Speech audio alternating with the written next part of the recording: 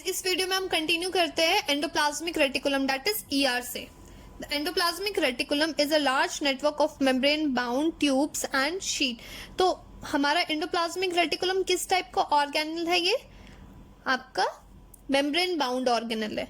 It looks like long tubules और round और oblong bag, या फिर आप उसको वेसिकल्स या वेसाइकल्स, बहुत लोग वेसिकल या वेसाइकल्स बोलते हैं। The endoplasmic membrane is a similar in structure to the plasma membrane। तो endoplasmic membrane का क्या है, आपका स्ट्रक्चर कैसा है? प्लाज्मा मेम्ब्रेन के स्ट्रक्चर जैसा सिमिलर है। There are two types of endoplasmic reticulum जो हम ER पढ़ रहे हैं। ये टू टाइप्स का है, एक है rough endoplasmic reticulum that is RER and smooth endoplasmic reticulum that is SER।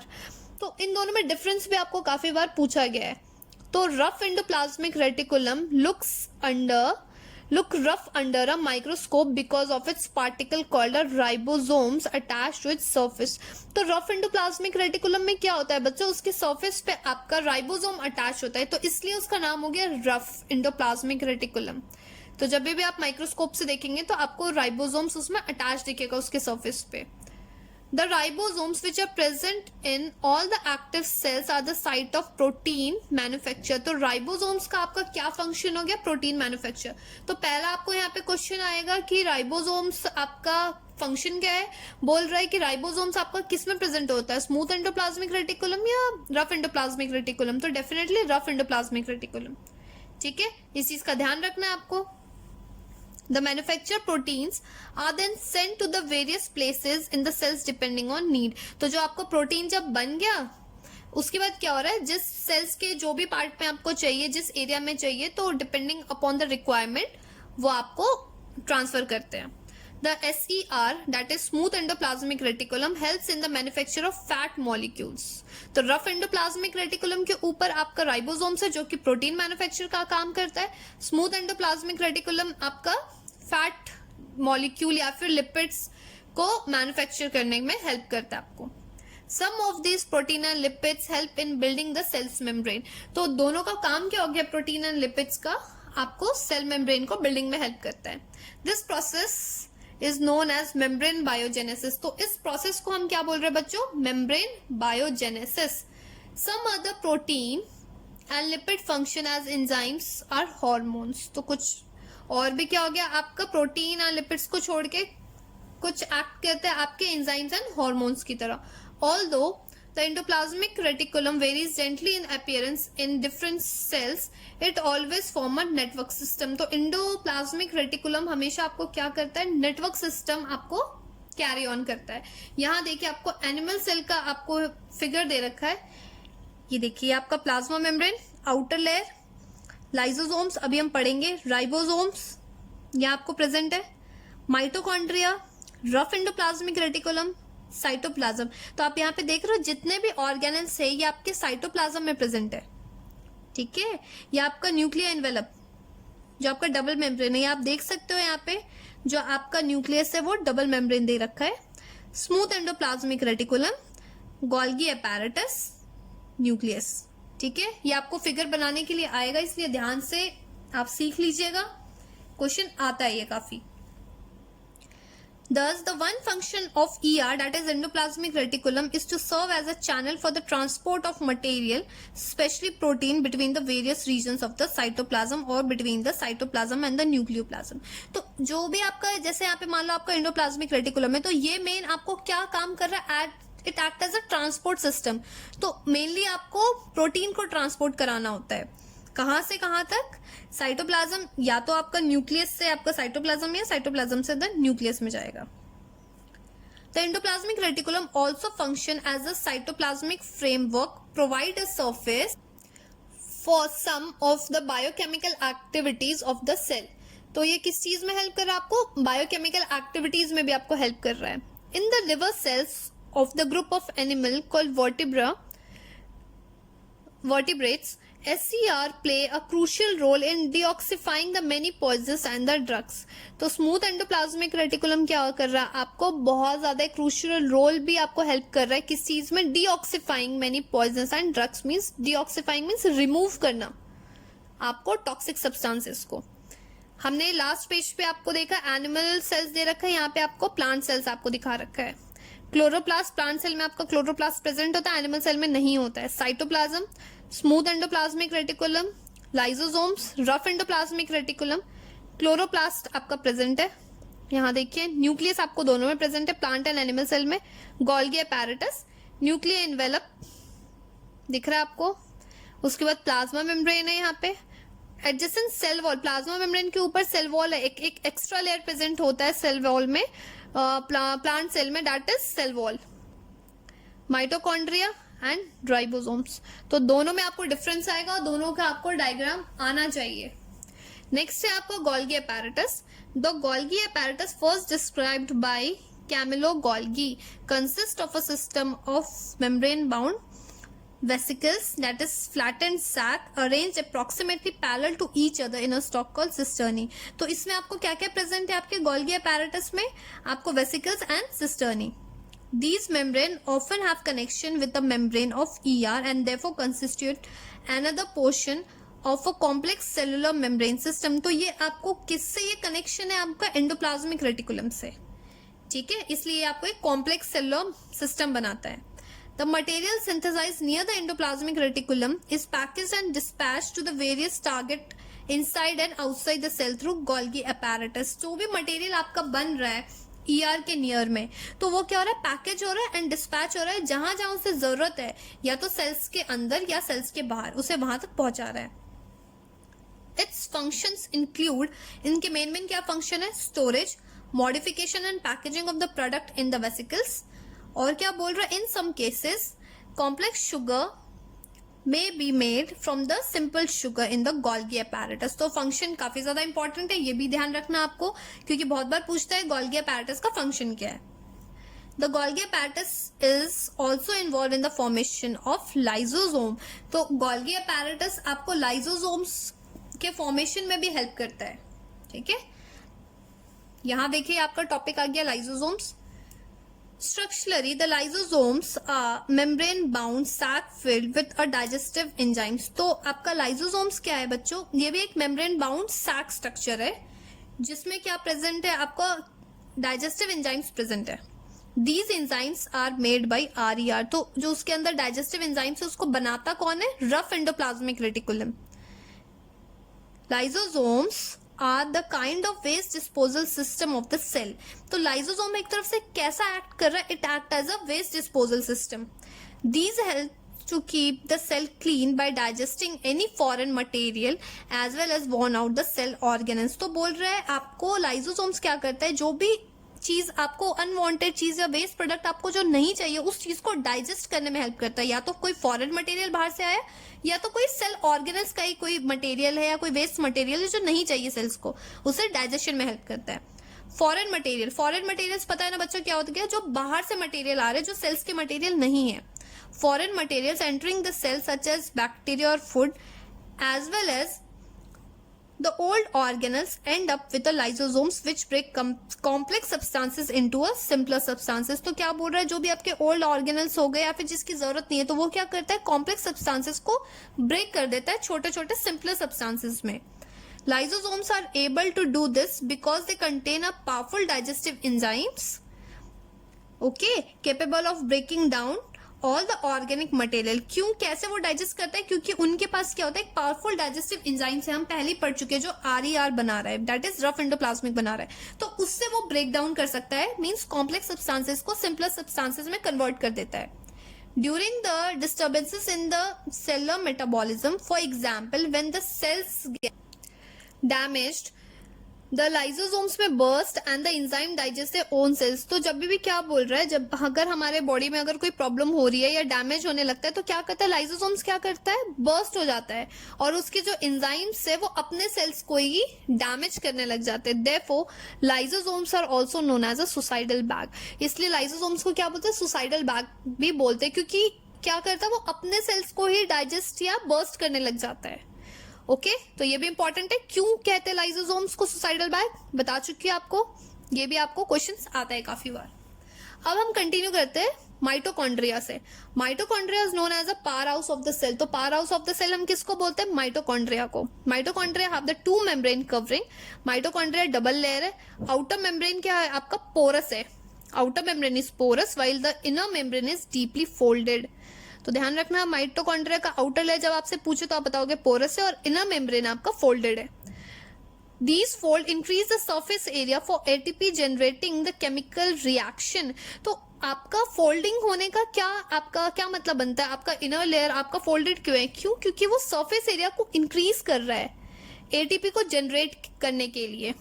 The energy required for the various chemical activities needed for the life is released by the mitochondria in the form of ATP। तो ATP क्या है? एक तरफ से आपका adenosine triphosphate, या आपका energy currency है। ATP is known as the energy currency of the cell. ये भी आपको क्वेश्चन 1 मार्क्स में आ सकता है। एक तो फुल फॉर्म आपको आएगा, और दूसरा बोल रहा है ATP को क्या बोलता है? That is energy currency of the cell. The body use energy stored in the ATP for making the new chemicals compound and for mechanical work। तो ATP एनर्जी करेंसी हम इसलिए बोलते हैं क्योंकि जब हम बॉडी में ATP एक्वायर्ड हो जाता है, उसके बाद क्या होता है? हम मैकेनिकल वर्क कर सकते हैं, या फिर कोई भी केमिकल कंपाउंड या केमिकल रिएक्शन हमारे बॉडी में होती है। तो mitochondria are strange organelles in the sense that they have their own DNA and ribosomes। तो माइटोकॉन्ड्रिया एक ऐसा ऑर्गेनल्स है जिसके पास खुद 2 ऑर्गेनल्स प्रेजेंट है। दैट इज आपके उसके पास पहली बात तो आपका खुद का डीएनए, और दूसरा बोल रहा है आपके राइबोसोम से। समझ में आ रहा है? Therefore the mitochondria are able to make some of their own proteins. इसलिए माइटोकॉन्ड्रिया अपना प्रोटीन खुद बना सकते हैं। क्यों? क्योंकि उसके पास राइबोसोम्स है। तो ध्यान रखना है, एक आपको क्वेश्चन पूछ ले कि कौन सा ऐसा ऑर्गेनल है जिसके पास एक अपना ऑर्गेनल है, तो माइटोकॉन्ड्रिया है। क्योंकि माइटोकॉन्ड्रिया खुद एक ऑर्गेनल है, लेकिन वो एक्वायर क्या करता है? राइबोसोम्स, जो कि खुद एक ऑर्गेनल्स है। नेक्स्ट है आपका plastid. Plastid are present only in plant cell. Plastid आपका एनिमल सेल में नहीं प्रेजेंट होता है। There are 2 types of plastid. कौन कौन से प्लास्टिड है आपका? Chromoplast, that is colour plastid अगर है तो, एंड सेकेंड बोल रहा है आपका ल्यूकोप्लास्ट, जो कि व्हाइट या फिर कलरलेस प्लास्टिड होता है। Chromoplast containing the pigment chlorophyll are known as chloroplast. अगर वही क्रोमोप्लास्ट में अगर ग्रीन पिगमेंट प्रेजेंट है तो उसको हम क्या बोलते हैं बच्चों? क्लोरोप्लास्ट बोलते हैं। तो समझ में आ रहा है आपका क्या हो गया? ल्यूकोप्लास्ट इट मीन्स व्हाइट हो गया, ठीक है। आपका क्लोरोप्लास्ट ग्रीन, क्रोमोप्लास्ट क्या हो गया? आपका coloured, colour plastid. Chloroplast are important for the photosynthesis in plant. तो क्लोरोप्लास्ट आपका किस चीज में हेल्प करता है? फोटोसिंथेसिस में, जो हम ग्रीन प्लांट्स में देखते हैं। Chloroplast also contain the various yellow और orange pigment in addition to chlorophyll. तो आपका ग्रीन पिगमेंट के साथ साथ वो येलो एंड ऑरेंज पिगमेंट भी कैरी ऑन करते हैं। Leucoplast are primary organelles in which the material such as starch, oil and protein granules are store. तो ल्यूकोप्लास्ट में क्या क्या स्टोर करते हैं? आपका स्टार्च, ऑयल एंड प्रोटीन। तो ल्यूकोप्लास्ट मेनली किस में प्रेजेंट होता है? आपका रूट्स में प्रेजेंट होता है, क्योंकि आप देखते हो प्लांट का रूट्स आपका व्हाइट इन कलर होता है। यहाँ पे नहीं दिया है, पर मैंने आपको बता दिया है कि ल्यूकोप्लास्ट आपका रूट्स में प्रेजेंट होता है। The internal organisation of the chloroplast consist of numerous membrane layer embedded in the material called stroma। तो internal organisation of the chloroplast, जो क्लोरोप्लास्ट का जो इंटरनल ऑर्गेनाइजेशन है वो क्या क्या कहाँ कंसिस्ट कर रहा है? आपका एम्बेडेड कहाँ हो रहा है? आपका स्ट्रोमा में। These are similar to mitochondria in the external structure. जो प्लास्टिड और माइटोकॉन्ड्रिया दोनों का आप एक्सटर्नल स्ट्रक्चर देखोगे तो सेम है। Likewise the mitochondria plastid also have their own DNA and ribosomes. तो माइटोकॉन्ड्रिया के पास भी राइबोसोम्स और डीएनए है, उसी तरीके से प्लास्टिड के भी पास आपका अपना डीएनए और राइबोसोम से। तो आपको क्वेश्चन पूछेगा कि कौन से ऐसे 2 ऑर्गेनल्स है जिसके पास अपना खुद का डीएनए और राइबोसोम से। तो आप क्या नाम दोगे? Mitochondria and plastid. अब हम कंटिन्यू करते हैं vacuole. Vacuole are the storage sac for a solid और अ लिक्विड कंटेंट। तो वैक्यूल क्या स्टोर करता है? आपका यहाँ पे सॉलिड या फिर लिक्विड कंटेंट को स्टोर करने में हेल्प करता है। Vacuoles are the small size in animal cell while the plant cells have very large vacuole. तो एनिमल्स में जो वैक्यूल है बहुत छोटे छोटे साइज में होते हैं, बट प्लांट में क्या होता है? आपके वैक्यूल्स लार्ज इन साइज होते हैं। The central vacuole of some plant cells may occupy 50 to 90% of the cell volume. अगर जो वैक्यूल है अगर वो सेंट्रली लोकेटेड है तो सेल की वॉल्यूम वो कम से कम 50 to 90% वो कवर अप करते हैं. Okay. In plant cells, the vacuole are full of a cell sap and provide the turgidity and rigidity to the cells. तो प्लांट में वैक्यूल का क्या काम है, आपको टर्जिडिटी प्रोवाइड करता है, रिजिडिटी प्रोवाइड करता है सेल्स को, क्योंकि उसका सेल्स का शेप खराब ना. Many substances of importance in the life of the plant cell are stored in vacuoles. तो बहुत इंपॉर्टेंट चीजें लाइफ के लिए जरूरत है वो कहाँ स्टोर होती है बच्चों, वैक्यूल्स में. This include the amino acids. तो वैक्यूल क्या क्या स्टोर करती है, एमिनो एसिड स्टोर कर रहा है, sugar, various organic acids and proteins. तो ये भी इंपॉर्टेंट है, आपको क्वेश्चन पूछेगा कि वैक्यूल्स ठीक है तो इंपॉर्टेंट क्यों है, बिकॉज ये सारी चीजें वो इंक्लूड कर रहा है. In single cell organism like amoeba, the food vacuole contains the food items that the amoeba has consumed. तो क्या बोल रहा है, सिंगल सेल जैसे अमीबा में क्या बोल रहा है, फूड वैक्यूल कंटेन करता है amoeba. In some unicellular organism, specialized vacuole also play important role in expelling the excess water and some waste from the cell. तो आपको क्या बोल रहा है, यूनिसेलुलर ऑर्गेनिज्म में क्या बोल रहा है, वैक्यूल का क्या काम है कि अगर एक्सेस वाटर है तो उसे एक्सपेल कर देता है और वेस्ट है वो भी रिमूव कर देता है. एक्सपेल मीन्स रिमूव करना. Each cell thus acquired its structure and ability to function because of the organization of its membrane and the organelles in specific way. तो बोल रहा है हर सेल्स का क्या आपका है कि उनके पास एबिलिटी होती है कि वो फंक्शन कर सके. ठीक है, हर ऑर्गेनल्स के पास इतनी एबिलिटी है कि वो अपना अपना फंक्शन वो कर सकता है. The cell thus has a specific structural organization. इसलिए हम क्या कहते हैं, सेल क्या हो गया आपका बेसिक स्ट्रक्चरल ऑर्गेनाइजेशन है. This helps the cell to perform the functions like respiration, obtaining nutrition and clearing of the waste material और फॉर्मिंग अ न्यू प्रोटीन. तो क्या कर रहा है हमारा, किस चीज में हेल्प कर रहा है आपको, respiration, obtaining nutrition, waste material को रिमूव करना है या फिर न्यू प्रोटीन्स बनाना है. तो देख रहे हो आप कितना सारा काम कर रहा है ये cell.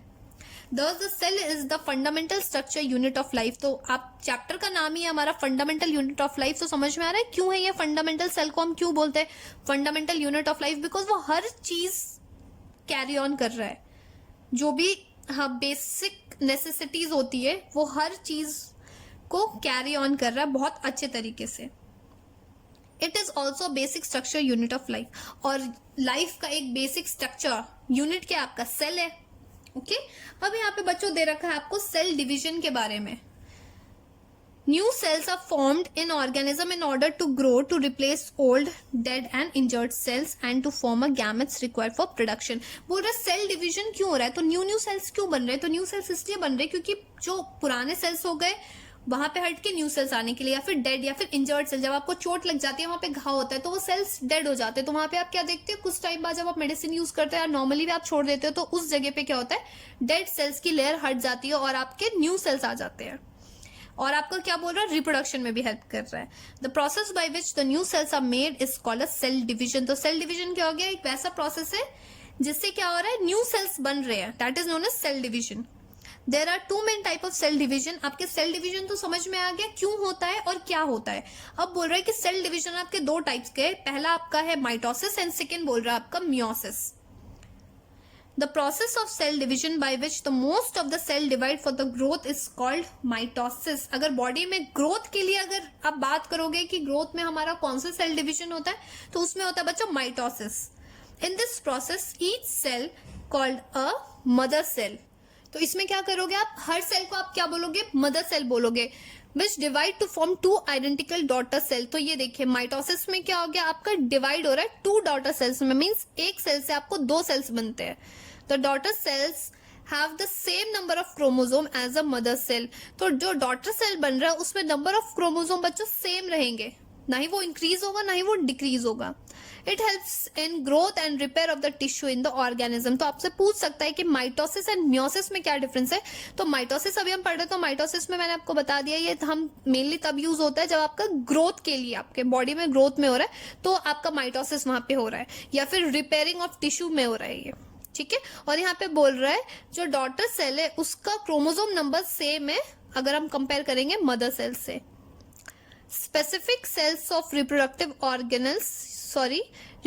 organs or tissue in animals and plants divide to form the gametes. अब बोल रहे हैं यहाँ पे रिप्रोडक्टिव ऑर्गेनल्स के लिए आपका स्पेसिफिक सेल्स प्रेजेंट होता है which after fertilization give rise to offspring. जब फर्टिलाइजेशन हो रहा है तो ऑफस्प्रिंग आ रहा है, लेकिन इसमें हमारा क्या होता है, मियोसिस होता है। They divide by a different process called the meiosis which involve the two consecutive division. तो मियोसिस में क्या होता है, आपका दो डिविजन हो रही है। कॉन्सिक्यूटिव डिविजन मीन्स एक के बाद एक। When a cell divide by a meiosis, it produces a 4 new cell instead of 2. तो हमने क्या देखा था, माइटोसिस में हमें एक सेल से दो बनते हैं, ठीक है, बट यहाँ पे क्या बोल रहा है, यहाँ पे 4 सेल्स बनते हैं, 4 new cells instead of 2। Figure आपको दे रखा है 5.8, ये रहा आपका मियोसिस।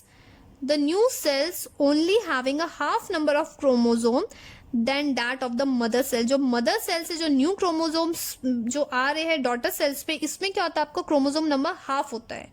अब बोल रहे हैं can you think as to why the chromosome number has to reduce to half in a daughter cell. अब यहाँ पे तो हमारा क्रोमोसोम नंबर रिड्यूस नहीं हो रहा, बट यहाँ पे क्रोमोसोम नंबर रिड्यूस हो रहा है, तो क्यों हो रहा है, तो बहुत ज्यादा इंपॉर्टेंट है, मैं आपको बता देती हूँ। यहाँ पे मैंने आप लोगों के लिए लिख भी दिया है, the number is reduced to half so that after fertilization, that is the fusion of the male and female gamete, the original number of the chromosome can be restored। बोल रहा है कि अगर मान लो टोटल नंबर ऑफ हमारा क्या होता है, टोटल नंबर ऑफ क्रोमोसोम क्या होता है हमारा 46 नंबर होता है। तो अगर मेल भी अगर आप लोगे 46 male germ cell, 46 female germ cell आप ले रहे हो तो भी 46, तब तो ये 92 पहुंच जाएगा। इट मीन्स हमारा क्रोमोसोम नंबर बढ़ जाएगा, डबल हो जाएगा। तो उस चीज को मेंटेन करने के लिए क्या होता है, जब क्रोमोसोम नंबर हाफ हो गया तो आप क्या करोगे, अगर मेल का है, अगर आप मेल का ले रहे हो, ठीक है, उसमें क्रोमोसोम नंबर 46 की जगह यहाँ पे आप रिड्यूस हो रहा है, 23 हो रहा है, और फीमेल में भी 23 हो रहा है, तो जाके आपका 46 आ रहा है। तो ये क्या हो गया, रिस्टोर कर रहा है, क्रोमोसोम नंबर को चेंज नहीं कर रहा। तो अब आपको समझ में आ रहा है कि ये क्यों रिड्यूस हो रहा है। ठीक है बच्चों, तो चैप्टर यही खत्म होता है। आपको अगर आपको अच्छा लगा हो, चैप्टर समझ में आया हो बहुत अच्छे तरीके से, तो कमेंट करिए, लाइक करिए, शेयर करिए और अपने दोस्तों को ज्यादा फॉरवर्ड करिए इसे, एंड सब्सक्राइब करिए इसे।